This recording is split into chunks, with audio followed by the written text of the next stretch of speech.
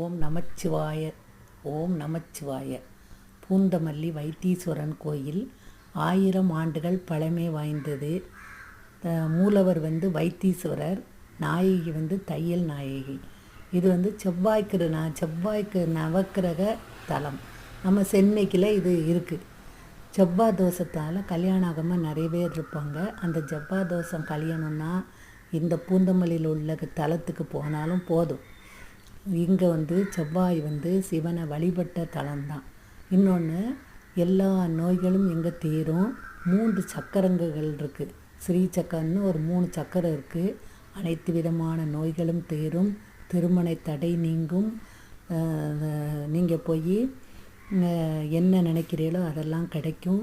இந்த வைத்தீஸ்வரன் கோயிலில் போய் வைத்தீஸ்வரன் அருளை பெற்று எல்லா வளங்களையும் பெற்று வாழ்வீராக.